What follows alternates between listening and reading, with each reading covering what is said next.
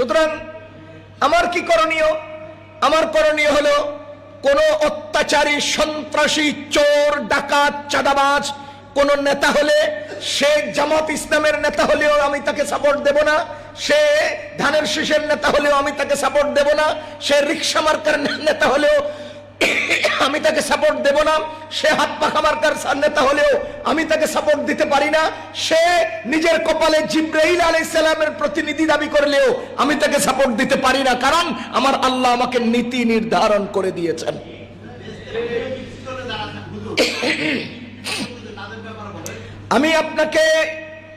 আমি আপনাকে ফ্লোর দেই নাই যে আপনি আমাকে প্রশ্ন করেন।